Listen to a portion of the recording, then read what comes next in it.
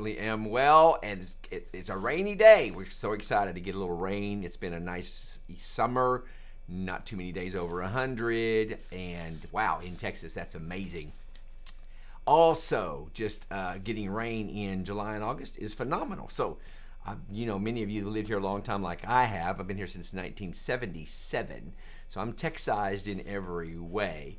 But wow, to get some rain in August is phenomenal. Keeps the yard moving. I know yard guys have loved this year. I guess they have. They've done a lot of mowing, unless they're on contracts. They'd rather probably not be mowing every week. But anyway, the grass is greener this year than ever before. So we're green in East Texas and North Carolina as well. So had a lot of rain all across the United States. That's great news. Anyway, hey, let's make your day better. I hope you're doing well. Thanks for sharing this video. Will you hit the share button right now?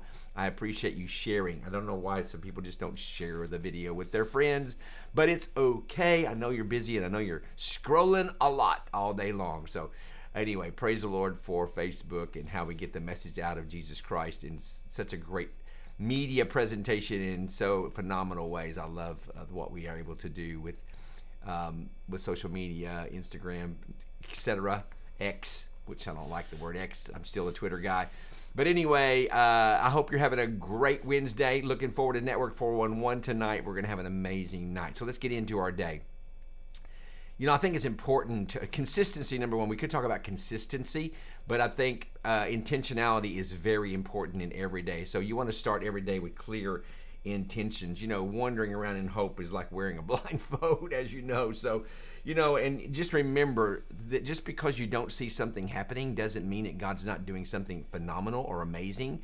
Remember that in every way, because sometimes waiting on the Lord is difficult. Some people, the Bible says, wait for the Lord, my whole being waits, and in his word I put my hope. So hope and waiting is a part of the situation, and trusting the timing of the Lord. And that's sometimes very hard for us. It's not easy to make us want to rush ahead and watch our plans unfold, but lean into the one who knows the rest of the story. And that's true for all of us. We've got to trust the Lord.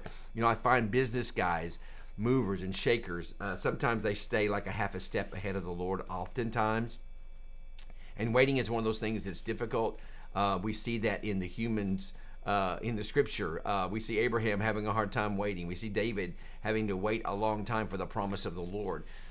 We see Saul could not wait on Samuel to show up, so he did the wrong thing and the kingdom was taken from him, all because he would not wait. But for us, we want to talk about obscure goals, and we want to talk about unfocused believers, how they end up being pushed around by our circumstances, And here's the key, and this is what I wrote. When you don't guide the rudder, someone else will. When you don't guide the rudder, someone else. When you don't guide the rudder, someone else will. So sometimes we give up and we just rush God, and sometimes we need to hear and listen for that inner voice. So I'm going to go short today, but I do want to give you these key things that really matter.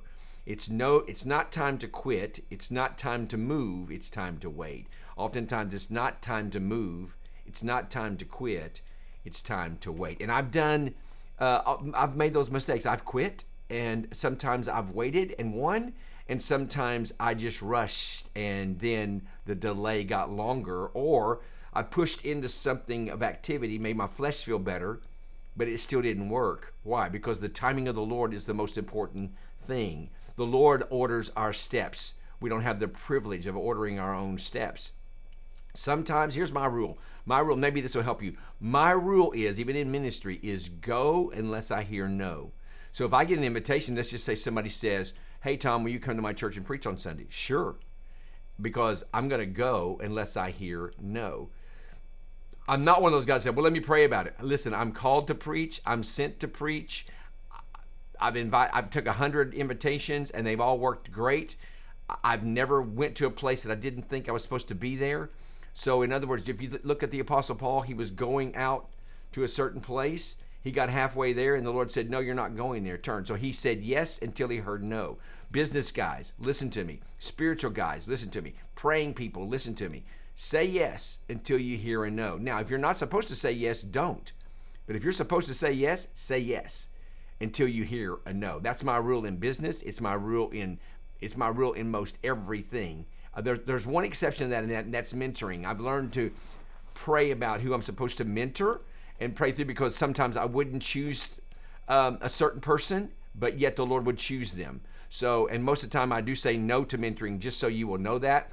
I don't spend a lot of time mentoring these days. I spend a lot of time preparing to teach, do this daily, as well as my like I'm preaching 3 times in the next 24 hours. Tonight at Network 411, Daily Faith TV tomorrow morning, and then tomorrow night I've been invited to teach a pastor's interns, so I'm going to be doing that tomorrow night. So 3 messages in 24 hours. What do you think I've been doing for 2 days? Nothing but preparing my heart to speak 3 sermons in 24 hours. That's a big deal in case you've never done that. So anyway, thank God for the invites. And if you want to invite me to come to your church, I would love to come anywhere. I can preach anywhere. I can preach in a Catholic church. So just don't worry about it. I'll just bring the right, because when in Rome, you do as the Romans do. And I'm experienced enough to do that. So key practices for spiritual success. Key practices. Listen, practical things bring spiritual results. So I don't separate secular from sacred. I think as believers, we are, you know what I'm saying there? Let's don't say anyway, I won't get into it, but I'm spiritual, I'm led by the Spirit, and I'm full of God's Spirit. So everywhere I go, the spiritual is a part of that. So the first one, the key practice for spiritual success: establish and maintain regular spiritual habits such as stillness, solitude, meditation, reading, prayer, and worship every day. Every day. I don't care if you do it on your lunch hour. I don't care if you do it at breakfast. I don't care if you do it in the car. I don't care where you do it. You just got to do it. Spiritual disciplines create encounters. Encounters create likeness, and likeness creates image, the image of God, being born again, conformed into the image of Jesus Christ. Listen, don't short circuit your spiritual meditations and your spiritual disciplines. They are the key to your life. They're the key to revelation. They're the key to hearing God. They're the key to having a successful business. Don't short circuit that, and learn how to turn off the business. Learn how to turn off your business. Pastors, learn how to turn off the church. Listen to me. You need time with Jesus alone, still, solitude, meditation, prayer, and reading. You need to make time. It is the most important time. I can tell you about my disciplines. I won't brag on myself there, but I can tell you this, that I have made spiritual disciplines a key part of my everyday life, all my life since the day I was saved. When I own my businesses, and I own businesses now, they are still very important to me. They are first. I am too busy not to pray. I am too busy not to read. I'm too busy not to hear. Number 2, practice gratitude and compassion. Purposely remember things that you are thankful for.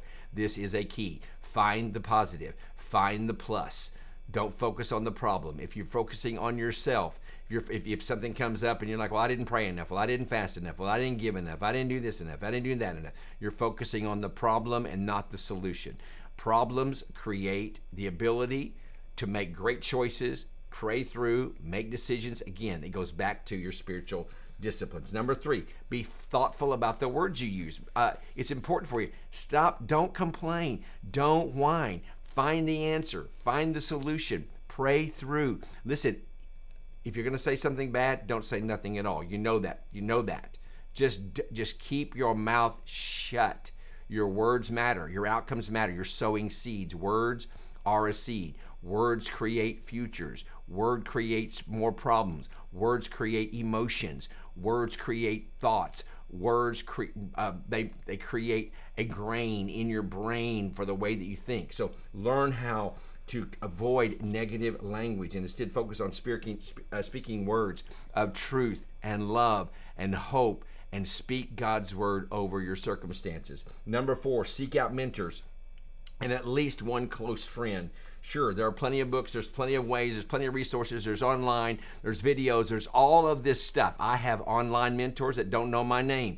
They are not my friends, and they're not my mentors. You need a mentor you can speak to, you can share your life with, you can share your struggles with, you can do all those things, you can share your worst dark moments with. All those things are vital. You need a close friend, a friend you can share your life with. This makes a happy life.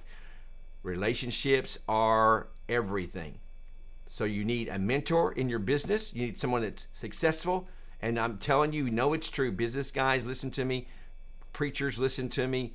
Saints, listen to me. Church going, listen. You surround yourself with people you want to be like.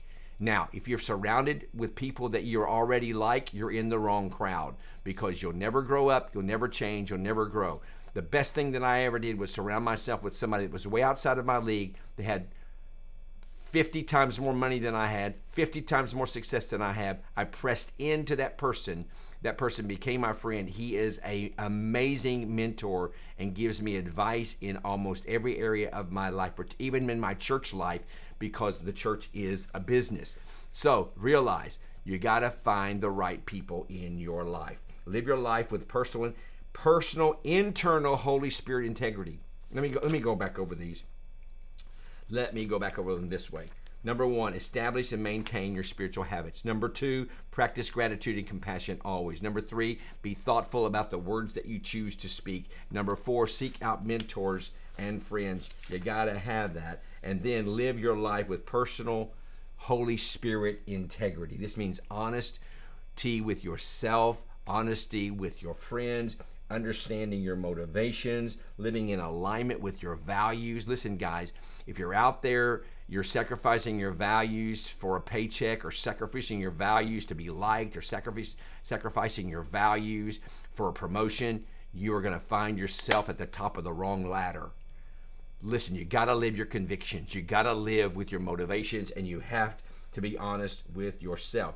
Live in alignment with your values and take responsibility for your wrong actions. I do it every day with my wife. We had a conversation this morning. We've been married 40 years. There are moments we take advantage of each other. There are moments that we don't mean to dishonor, but it fleshes out that way in the end. She asked, if I ask you a question and you don't answer me, to me, that's disrespectful. I know it's not intentional. I know it's not evil, but we need to be in the habit of honoring each other always in every action. The other day we were together, something happened. There was an action done between us that should not have been done. And I said, hey, let me point this out to me and you, that when this is done this way, it looks dishonorable. I know me and you've been married 40 years. I know we can have these moments, but you know what? We don't need these moments. We need to learn how to honor each other always. In a crowd, away from a crowd, at home alone, we need honor and respect. It's only going to make us better friends. That's worth $50 right there, or whatever. Anyway, so my point is, that's an amazing tip, right? All right, trust your gut. Here's the last one. Trust your gut. When confronted with a hard decision, look at the facts, but listen for God's leadership and God's direction. Delay is not denial. Delay is not denial. Everybody says that. Every preacher says it. It's the timing of the Lord. Don't move out ahead of God. We rush. One of the posts I saw from a minister this morning, he said, we're off the grind, and we're out of the United States. Awesome. Get off the grind. But let me just help you even more. You should never be in the grind. Jesus saved you away from the grind. You're in the rest of the Lord. We need to learn how to live the way the Lord intended. We need to learn to live in the rest of the Lord. Read Hebrews chapter 4 today. And we'll talk about that at Network 411 tonight. Listen, I've said enough. I've been on here 13 minutes, way too long. I'm trying to get these down under 10 minutes, and I'm going to work on it. I just like being with you guys, all right? So anyway, hey, share the video. Network 411 is going to be amazing tonight. If you're looking for just a nugget, deep nugget, how to grow away from orphanhood into adoption, that's what we're doing. This series is going to last all summer. So anyway, tonight, Network 411, Saturday night. Let me give it to you this way. Tonight, Network 411. Tomorrow morning, Daily Faith TV. I will be on Daily Faith TV. It'll be on my Facebook, how to connect to that. That's Thursday. Saturday night, Network 411, Alondre and Allie Jackson. Alondre and Allie Jackson, the worship leaders at LifeBridge Christian Center, will be leading us in worship 6 p.m. at the network. Come early, get a seat. We're going to have an amazing night of personal ministry and worship. Just worship flow, worship, and more worship. It's going to be phenomenal. All right, that's where we are. That's what we got going on. Lots happening around here. Share the video, and thank you for being a part of the Daymaker family. I appreciate you very, very much. You're blessed and highly favored, and so am I. And I will see you tomorrow right here on Daymaker.